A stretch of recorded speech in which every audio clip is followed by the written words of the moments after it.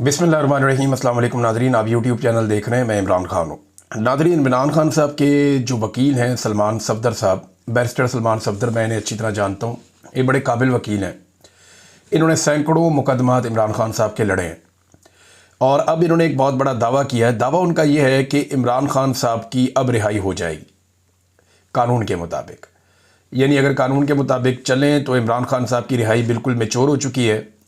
जनवरी से दोनों मियाँ बीवी ने, इमरान खान साहब ने और बुशरा बीबी ने, अपनी ज़मानत हासिल करने के लिए दरख्वास्त दी हुई है और 8-9 माह के बाद अलकादर की हेयरिंग होने जा रही है कल के दिन इस्लामाबाद हाई कोर्ट में।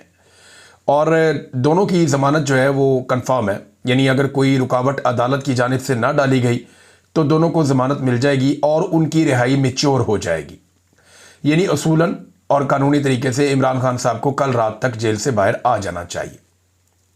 ये तो बात है वो जो सलमान सफदर साहब कह रहे हैं, या बाकी कानून को जानने वाले लोग या कानूनदान या वकला वो यही बात करते हैं कि इसी तरह ज़मानत हो जाती है। फिर दूसरा, एक खातून की ज़मानत को 10 माह तक रोके रखना, ये भी एक नेक्स्ट लेवल की नाइंसाफ़ी है जिसकी कोई और मिसाल नहीं है, जो बुशरा बीबी के साथ किया गया।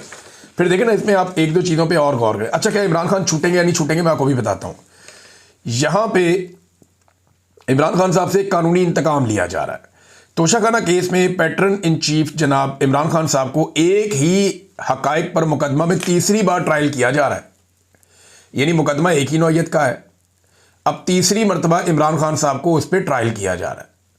तोशाखाना में फ़र्ज़ करें कि एक वज़ीर आज़म है, वो 200 चीज़ें ले गया। वैसे इतनी चीज़ें तो नहीं ले जाते, लेकिन 200-300 चीज़ें भी ले जाते हैं। शरीफ ख़ानदान जितना सामान तोशाखाना से ले गया, अगर हर चीज़ पे एक एक मुकदमा बनाया जाए तो अगले 200 साल उनके ऊपर मुकदमा जो है वो चलते रहेंगे। ये जो काकड़ साहब आए थे निगरान वज़ीर आज़म, ये जो सामान ले गए, अगर इसी तरह एक एक करके मुकदमा बनाया जाए तो ये भी इनकी बाकी ज़िंदगी और इनकी नस्लें यही मुकदमे ही लड़ते रहेंगी। इमरान खान साहब पे एक ही मुकदमे को 3 दफ़ा चलाया गया। यानी पहली मरतबा एक जज हमायूं दिलावर साहब ने 3 साल की सज़ा सुनाई इसी मुकदमे में। फिर ज़रा इसको ट्विस्ट करके दोबारा लाया गया और फिर जज जो है बशीर साहब, उन्होंने 14 साल की सज़ा सुना दी इसी मुकदमे में।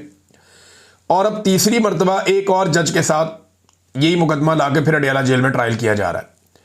तो इमरान खान पाकिस्तान की वाहिद शख्सियत है, दुनिया का आप समझ लें, जिसको एक ही मामले में तीसरी मरतबा ट्रायल किया जा रहा है। एक ही नौयत का, एक ही चीज़ का, एक ही मुकदमा है और तीसरी मरतबा वो ट्रायल हो रहे हैं। इमरान खान साहब के वकील ने एक और बड़ी अजीब बात बताई। उन्होंने कहा जी 2 टोटल गवाह हैं जो इमरान खान साहब के खिलाफ आते हैं, जो काबिल जिक्र है, बाकी तो सारे झूठे ही साबित हो गए हैं। एक इनामुल्ला शाह, ये इमरान खान साहब के साथ ही होता था। एक सुहेब अब्बासी। अच्छा, ये जब भी आते हैं ना अदालत में तो इनसे कोई सवाल किया जाता है तो कहते हैं जी आज हमें सिर्फ इस तोहफे की हद तक याद हैं चीज़ें, पिछली हम भूल गए। इंसानी याददाश्त है ना, अब ये किसी इदारे की तरह तो काम करते नहीं, आम लोग हैं। तो ये ऐसे गवाह हैं जिनको जो चीज़ें याद दिला के भेजी जाती हैं कि प्रोसिक्यूशन आपसे ये पूछेगी, आपने ये जवाब दे देना है, जज आपसे ये पूछेगा, आपने ये जवाब दे देना है।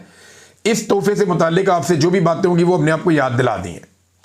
अगर उनसे कोई सवाल करता फलानी चीज़ का बताओ जी, वो मुझे याद नहीं है, ये वाली बात बताओ, मुझे याद नहीं है, वो जो पिछली तुमने गवाही दी थी एक और, वो भी मुझे याद नहीं है, क्योंकि झूठ याद नहीं रहता।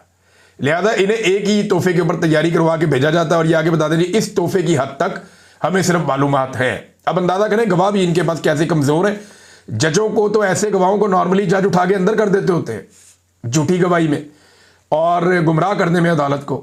इस जुर्म के अंदर भी ये बंदे अंदर हो जाते हैं, लेकिन यहाँ पे जनाब काम चल रहा है क्योंकि एस्टेब्लिशमेंट इसके पीछे खड़ी है। अच्छा, अब ये वकला को लगता है कि बहुत बड़ा दावा है कि इमरान खान साहब रिहा हो जाएंगे कल के दिन में, लेकिन क्या हो जाएंगे? तो मेरी दानिश में ऐसा नहीं होगा।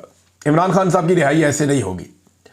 अगर किसी वक्त इमरान खान साहब रिहा होंगे भी ना और एस्टेब्लिशमेंट पे बहुत ज़्यादा दबाव होगा इमरान खान साहब को रिहा करने का, तो एस्टेब्लिशमेंट उससे पहले जो एस्टेब्लिशमेंट के अपने बहुत सारे ऐसे लोग हैं जो एस्टेब्लिशमेंट के वफादार हैं या एस्टेब्लिशमेंट जिन लोगों के साथ कंफर्टेबल हैं, उन लोगों की इमरान खान के साथ तवातर के साथ मुलाकातें शुरू करवा देगी, उन लोगों को रेलिवेंट करेगी और एस्टेब्लिशमेंट कोशिश करेगी कि इमरान खान की रिहाई, चाहे इमरान खान की अपनी जदोजहद के नतीजे में हो, चाहे अवामी जदोजहद के नतीजे में हो, चाहे सोशल मीडिया, आलमी ओवरसीज पाकिस्तानी और इंटरनेशनल और नेशनल प्रेशर के नतीजे में हो, कुछ भी हो, पाकिस्तान की एस्टेब्लिशमेंट कोशिश करेगी कि इसका क्रेडिट वो अपने लोगों को दे जो पाकिस्तान तहरीक इंसाफ में है, या कम से कम ऐसे लोगों को इसका क्रेडिट दे या उनको हीरो बनाए जो पाकिस्तान तहरीक इंसाफ के अंदर एस्टेब्लिशमेंट के एसेट्स हैं। कोशिश वो ये करेगी। लेकिन सोशल मीडिया का दौर है, लोग सारा कुछ खोल कर रख देते हैं। इमरान खान साहब खुद बड़े समझदार हैं। अलीमा खानम बाहर आई और उन्होंने आकर कुछ बातें बताई, इनमें कुछ चीज़ें बड़ी इंपॉर्टेंट हैं। एक तो देखें, मुझे नहीं लगता कि इमरान खान साहब की ऐसी रिहाई होगी।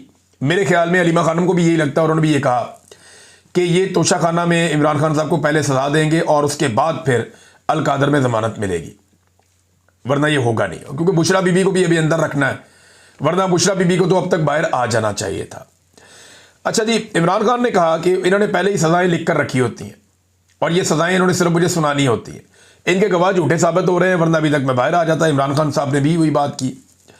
Chief justice Islamabad high court को बड़ी मेहनत करके ये लाए, जैसे इन्होंने 26 तरमीम ये वो सारा कुछ किया, और बार बार वो तारीख मनसूख करते हैं। वो बड़ी मेहनत कर रहे हैं इमरान खान साहब का केस ना लगे। 8-9 माह तो हो गए हैं, इमरान खान साहब का केस लगने ही नहीं दिया जा रहा।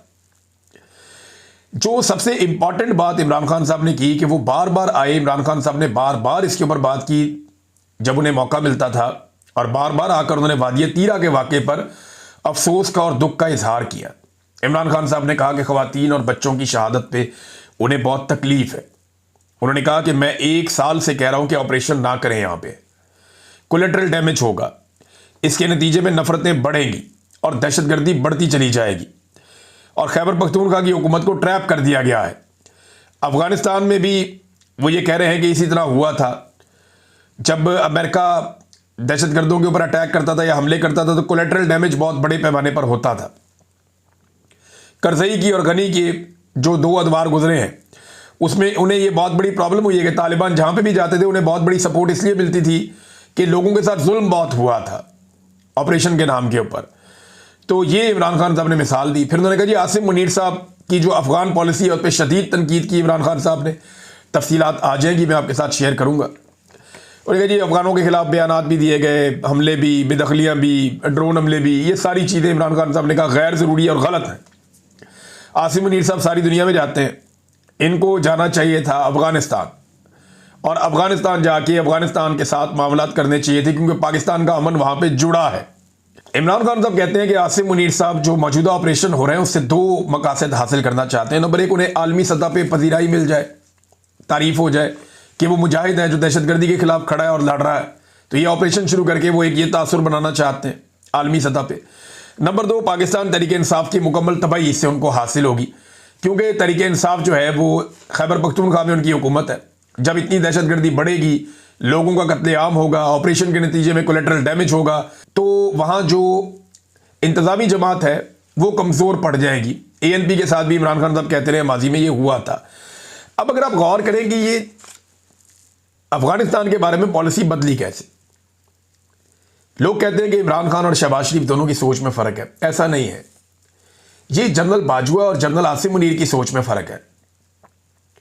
जनरल बाजवा इस बात के कायल थे कि अफगानिस्तान के साथ हमें मामलात बेहतर करने चाहिए। इमरान खान साहब उन्हें इसमें ओके करते रहे कि बातचीत करो, बैठो, एंगेजमेंट करो, हालात को बेहतर करो। ये इमरान खान साहब की सोच थी। लेकिन दहशतगर्दों को वापस लाने का जो आइडिया था वो जनरल बाजवा का, जिसे इमरान खान साहब की काबीना ने मुस्तरद कर दिया था कि ये नहीं होगा, इस पर मजीद डिस्कशन कर लेते हैं लेकिन ये नहीं होगा और इससे नुकसान हो जाएगा।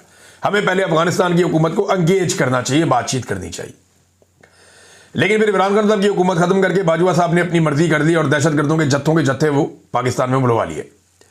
आसिम मुनीर साहब आए तो वो टोटली अफगानिस्तान के बिल्कुल खिलाफ उनकी पॉलिसी थी, एंटी अफगान। और वो पॉलिसी अब नजर भी आती है ना, वज़ीर दिफा आपका हर थोड़ी देर के बाद कोई ना कोई एक आधा और अफगानिस्तान के ऊपर अटैक कर देता है। वो कह रहे जी हमारे भाई कोई नहीं है अफगान, हमारे दुश्मन है। ये ख्वाजा आसिफ वज़ीर दिफा बार बार कह रहे हैं। तो इमरान खान साहब ने बड़ी क्लियरली ये कहा कि खैबर पख्तूनख्वा की हुकूमत ट्रैप हो गई है। 4 लोग बहुत ज़रूरी हैं, या 4 जो जगह है वहाँ पे बहुत ज़रूरी है कि आप काम करें ताकि कबायली इलाकों में अमन आ जाए। नंबर 1, अफ़गानिस्तान की हुकूमत, पाकिस्तान की हुकूमत। नंबर 2, नंबर 3, जो पाकिस्तान के कबायली अवाम है, नंबर 4 जो अफगानिस्तान के वहाँ के मकामी अवाम है। ये जब तक आप चारों इकट्ठे होकर फैसला नहीं करेंगे और एक कोऑर्डिनेशन नहीं बनेगी, तब तक आप दहशतगर्दी को कंट्रोल नहीं कर सकते। दहशतगर्दों से किसी किस्म के मामलात नहीं होने चाहिए, उनके खिलाफ कानूनी कार्रवाई होनी चाहिए, लेकिन वो कानून के मुताबिक, एग्रीमेंट्स के मुताबिक और एक मरवजा तरीक़ाकार जो है उसके मुताबिक होना चाहिए। ये नहीं कि आपने जेट तैयारे और ड्रोन हमले और अंधाधुन और किसी को एतमाद में नहीं लिया हुआ, उससे दहशतगर्दी मजीद बढ़ती जाएगी, ये आग लगती जाएगी जब तक कि आप एक कोऑर्डिनेटेड एफर्ट नहीं करेंगे। ये इमरान खान साहब ने कहा। अब नाज़रीन, जो तफसीलात आती हैं बाद में वो मैं आपके सामने शेयर कर दूंगा। एक और नाज़रीन जो डेवलपमेंट है, ये 2 डेवलपमेंट है पाकिस्तान की मईशत के हवाले से बड़ी खौफनाक है। इसमें पाकिस्तान का जो मुआशी तरक्की का मॉडल है वो मुकम्मल तौर पे नाकाम हो गया, और ये मैं नहीं कह रहा, ये आलमी इदारे कह रहे हैं। वर्ल्ड बैंक की रिपोर्ट आई, वो कह रही है कि गुर्बत में लगातार इजाफा हो रहा है। 8 साल की बदतरीन गुर्बत की सतह इस वक्त पाकिस्तान में मौजूद है। यानी इमरान खान साहब के पूरे दौरे हुकूमत में पाकिस्तान में गुर्बत इतनी ज़्यादा नहीं थी जितनी अब है। कोरोना वायरस के दौरान भी पाकिस्तान के हालात इतने बुरे नहीं थे जितने अब हैं। और ये जो माशी तरक्की का मॉडल तबाह हो गया, ये क्या है, इसको ज़रा आप समझिए। इन्होंने जो माशी तरक्की का मॉडल बनाया ना, मौजूदा हुक्मरानों ने, वो अवाम को नचोड़ने का बनाया और अवाम की जेबों पे बोझ डालने का बनाया। जिस तरीके से ये IPPs को लेकर आए, जिस तरीके से एस्टेब्लिशमेंट ने अपनी मर्जी के फैसले किए, जिस तरीके से SIFC बनाई गई, ये जब लोग गरीब होते चले जाते हैं, कमज़ोर होते चले जाते हैं, तो कोई भी मईशत काम नहीं करती, कोई भी मॉडल काम नहीं करता। तो अब ये मॉडल एक्सपोज हो गया है जो शरीफ खानदान ने, जरदारी खानदान ने या पाकिस्तान की एस्टेब्लिशमेंट ने मिलकर बनाया था। इमरान खान साहब बार बार एक बात करते थे कि ह्यूमन अपलिफ्ट, हमें इंसानों को तरक्की देनी है, हमें इंसानों को ऊपर लेकर आना है, बतौर मुआशरा सारे लोगों को आगे लेकर चलना है। जब कौम उठती है तो पूरा मुल्क उठ जाता है। ये चंद आप अलग अलग पिलर्स को आप उठा लेते हैं तो उससे मुल्क नहीं उठता। ये इमरान खान साहब बार बार कहते थे। जुल्फी बुखारी साहब ने इसको बड़ा अच्छा एक्सप्लेन किया है। वो कहते हैं जी, Pakistan hybrid growth model is collapsing. ये जो हाइब्रिड मॉडल है, दोगला निज़ाम पाकिस्तान में कोलैप्स हो रहा है। जो गुर्बत है वो नेशनल लेवल पे, जो हमारा एक ज़रा लोअर लेवल हमने रखा हुआ है 25% है पाकिस्तान में, और इंटरनेशनल लेवल पे 45% पाकिस्तानी गुर्बत की लकीर से नीचे है। हमारी 37% यूथ जो है ना तो काम करती है ना तालीम हासिल करती है। बच्चे स्कूलों में जा नहीं पा रहे, माँ बाप उन्हें पढ़ा नहीं पा रहे, और बच्चों की एक बहुत बड़ी तादाद, यानी पाकिस्तान में लगभग आधे बच्चे जो हैं वो इस वक्त ग़िज़ाई किल्लत का शिकार है। वो अंडर ग्रोथ है, यानी वो पूरी तरह से ग्रो नहीं हो पा रहे। GDP पर कैपिटा ग्रोथ जो है वो 2% है। साउथ एशिया पूरे के अंदर जितनी है उससे आधी है हमारी, यानी इंडिया, अफगानिस्तान, ईरान, बांग्लादेश सारे हमसे आगे, हम सबसे पीछे हैं। ये जो ग्रोथ है हमारी GDP की, उसमें हम पीछे रह गए हैं। और एक्सपोर्ट्स जो है वो बांग्लादेश की $55 अरब है और पाकिस्तान की जो है वो $30 अरब है। ये भी एक बड़ी खौफनाक चीज़ है। तो एक विशियस साइकिल चल रहा है लो ग्रोथ का पाकिस्तान में, बढ़ती हुई महंगाई का पाकिस्तान में, बढ़ती हुई गुर्बत का और कर्ज़ों का। और कर्ज़े पाकिस्तान किस तरह ले रहा है, ज़रा ये एक खबर मैं आपके सामने रखूँगा, आप ये देखें, आपको पता चलेगा कि पाकिस्तानियों को कैसे धोखा दिया जा रहा है और कैसे पाकिस्तानियों को ट्रैप किया जा रहा है। मौजूदा हुकूमत ने बैंकों से बहुत बड़े पैमाने पर कर्ज़े लेने का फैसला किया। अब ये जो कर्ज़े हैं ये 1275 अरब रुपए के कर्ज़े हैं, और ये कर्ज़े ले रहे हैं सिर्फ और सिर्फ जो एनर्जी का सेक्टर है वहाँ पे जो नुकसान है उसको पूरा करने के लिए। अब ये पैसे वापस कौन करेगा, ये पाकिस्तान की तारीख में पहली मरतबा होने जा रहा है। ज़रा गौर से सुनिएगा, पाकिस्तान की हुकूमत पाकिस्तान के साथ करने क्या जा रही है। नॉर्मली क्या होता है, हुकूमत कर्जा लेती है, हुकूमत वापस करती है आवाम से टैक्स लेकर, वो मैनेज करते हैं कि यहां से ये टैक्सेस आएंगे, हम ये कर्जा वापस कर देंगे। लेकिन इन्होंने आवाम को ही गिरवी रख दिया है। वो कैसे, ये देखिए, 1275 अरब रुपए का कर्ज लिया जाएगा निजी बैंकों से, 18 बैंकों से ये कर्जा लिया जाएगा। उनके साथ जो मुआहदा है वो आज के दिन में हो गया, और बैंकों को जो कर्जे की वापसी है वो 24 महीनों के अंदर, 24 छमाही एक साथ में की जाएगी। 24 छमाही एक साथ के अंदर, यानी 2 साल को आप 3 से तरफ दे दें तो 6 साल में ये कर्जा वापस हो जाएगा। लेकिन इसके साथ इसका बहुत बड़ा सूद भी वापस होगा। तो ये कर्जा वापस कौन करेगा, ये है असल बड़ी खबर, कि जो आपको बिजली का बिल आता है ना, उसके अंदर अब एक स्पेशल सरचार्ज लग कर आएगा। ये जो कर्जा हुकूमत अपने अल्ले तल्लों के लिए ले रही है, ये जो कर्जा हुकूमत ले रही है अपने खर्चों के लिए, ये जो कर्जा हुकूमत ले रही है वजीर आजम हाउस ऐवान सदर का अखराजात बढ़ाने के लिए, ये जो कर्जा ले रही है हुकूमत बैरूनी दौरों के लिए और अपना इंजॉय करने के लिए, ये कर्जा वापस आपको हुकूमत ने नहीं करना। ये आपके बिल के अंदर, बिजली के बिल के अंदर अगले 6 साल तक आपको सरचार्ज लगकर आएगा और बिजली सार्फिन से सरचार्ज के जरिए ये वसूली की जाएगी और इस तरह ये अदायगी होगी। अच्छा जी, अब ये पहले ही जो पाकिस्तानी है वो लगभग 3.25 रुपए से 3.5 रुपए तक ये सरचार्ज की मर्द में अदा कर रहे हैं। अब ये वाला पैसा भी आप शामिल कर लें कि ये इजाफी सरचार्ज आपको यूनिट के हिसाब से अदा करना पड़ेगा। यानी आप अगर 3.25 रुपए यूनिट पहले ही आप सरचार्ज दे रहे हैं तो अब आपको मजीद पैसा सरचार्ज की मद में आपको देना पड़ेगा और आपके बिल के अंदर लगकर आएगा और आप कुछ भी नहीं कर सकेंगे। ये आपकी हुकूमत इस वक्त पाकिस्तान के साथ खेल रही है। कोई अदालत इसका रास्ता नहीं रोकेगी। आप जाए जाके चैलेंज है मेरा, किसी भी अदालत में आप चैलेंज कर दें। लाहौर हाई कोर्ट में करेंगे तो आलिया नीलम बैठी हुई है, इस्लामाबाद में करेंगे तो वहां पे जनाब एक और डोगर साहब बैठे हुए हैं, सुप्रीम कोर्ट में करेंगे तो या अफरीदी साहब बैठे हुए हैं, सिंध हाई कोर्ट का तो अल्लाह हाफिज है। अब आप क्या करेंगे? एक ही तरीका है, जैसे आज़ाद कश्मीर के लोगों ने अपना बिजली का हक वापस लिया और उन्होंने बिजली अपनी सस्ती करवाई जो उनकी बनती थी, तो इस तरह आपको अपना हक लेना पड़ेगा अगर आप ले सकते हैं तो। नाज़रीन, असद कैसर साहब ने जो है वो पूरा बेनकाब किया मौजूदा एस्टेब्लिशमेंट को और उन्होंने बताया कि कितना मकरूह खेल एक सूबे के साथ खेला जा रहा है और सियासी इंतकाम का निशाना बनाया जा रहा है, ना सिर्फ खैबर पख्तूनख्वा को बल्कि बलूचिस्तान को भी। उन्होंने कहा जी आपने पूरे सूबे को तबाह करके रख दिया है। आपने खैबर पख्तूनख्वा जो 40 साल से जंग में है, इसकी मईशत जो थोड़ी बहुत अफगानिस्तान के साथ थी उसे भी बंद कर दिया है। सूबे में Kalashnikov culture, smuggling Afghan war का नतीजा है। आपने फाटा मर्जर के बाद वादा किया था और वादे के बावजूद NFC अवार्ड या हाइड्रल प्रॉफिट के पैसे आप सूबे को नहीं दे रहे। ये ज्यादतियां खैबर पख्तूनख्वा के साथ की जा रही हैं। एक तो खैबर पख्तूनख्वा को मारा जा रहा है, दूसरा खैबर पख्तूनख्वा के जो वाजिबात हैं वो अदा नहीं किए जा रहे ताकि कहीं ये लोग तरक्की ना कर लें। तो डेलिबरेटली एक मॉडल के तहत खैबर पख्तूनख्वा में पाकिस्तान तहरीके इंसाफ की जो मौजूदा हुकूमत है उसको, उसकी मकबूलियत को ख़त्म करने की कोशिश की जा रही है। लोगों को इमरान खान के खिलाफ करने की कोशिश की जा रही है, लेकिन अब तक के तो सारे जो तरीक़ेकार हैं वो नाकाम हुए। ये सोशल मीडिया का दौर है, इतने आराम से तो ये होगा नहीं। नाज़रीन, सुहेल वड़ाई साहब की एक तकलीफ़, एक उनका तहरीर मुझे बड़ी तकलीफ़ हुई वो पढ़ के। उन्होंने एक तहरीर लिखी जिसमें उन्होंने गिलों और शिकवों का इजहार किया कि लंदन वाले प्रोग्राम में मुझे पहले दावत दी गई और फिर मुझे बाद में कहा गया आप ना आएँ। तो इस पे उन्होंने बड़ी मजम्मत की, बड़ी तकलीफ़ का उन्होंने इजहार किया। उनके दिल में बड़ा दर्द है इस बात का कि उन्हें एक तकरीब में बुलाकर और बाद में मना कर दिया गया। ये इतना बड़ा जुल्म है, इतना बड़ा जबर है कि तारीख़ में इसकी कोई मिसाल नहीं मिलती। सुहेल वड़ाई साहब को सिर्फ मैं याद दिलाऊं कि हमें जबरी तौर पे लापता किया गया, हमारे अकाउंट सील कर दिए गए। मेरे तो 3 साल पहले से सील है। नौकरियां सब सहाफ़ियों से, बहुत सारों से छीन ली गई। एहराम की हालतों में हमें एयरपोर्टों से उठाकर लेकर चले गए। हमारे कारोबार बंद कर दिए, हर चीज़ की तबाह बर्बादी कर दी गई, घरों को आग तक लगा दी गई। इतनी तबाही फेरने के बावजूद सुहेल वड़ाई साहब के कलम ने जुम्बिश नहीं की। लेकिन जैसे ही सुहेल वड़ाई साहब को एक तकरीब में बुलाकर बाद में कहा गया कि आप मत आइएगा, तो सुहेल वड़ाई साहब ने इसके ऊपर एक नोहा लिख दिया। मेरी गुजारिश है जनाब फील्ड मार्शल आसिम मुनीर साहब से और मेरी गुजारिश है जनाब वज़ीर आज़म शहबाज शरीफ साहब से कि आपको अल्लाह का वास्ता आप इस आदमी को माफ़ कर दें। ये आपकी और कितनी खुशामद करें। सुहेल वड़ाई साहब दिन रात आपकी खुशामद कर रहे हैं। मैं आपको यकीन दिलाता हूँ ये हमारी साइड पे नहीं है।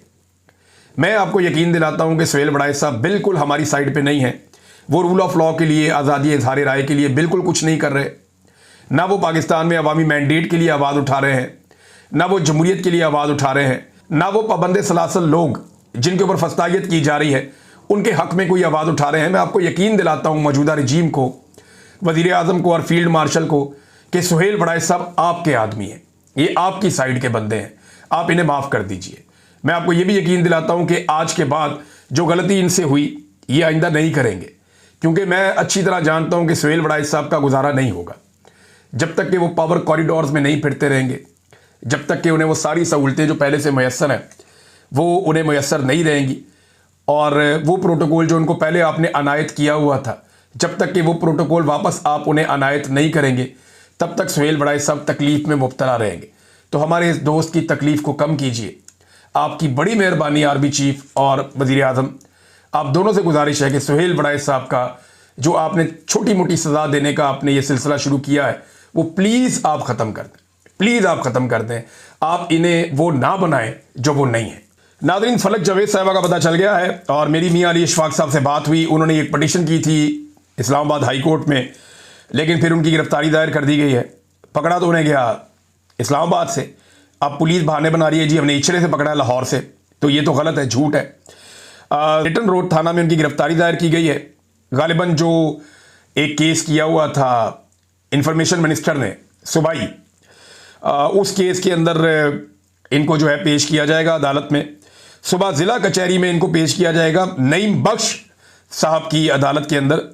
तो ये जो नईम बख्श साहब है ना जज साहब, जिनकी अदालत में पेश किया जाएगा, ये भी बड़े मज़ेदार जज हैं। मुझे पता चला कि इन्होंने ये 24-24, 25-25 दिन का रिमांड दे देते होते हैं इकट्ठा ही, जो मांगो ये दे देते होते हैं।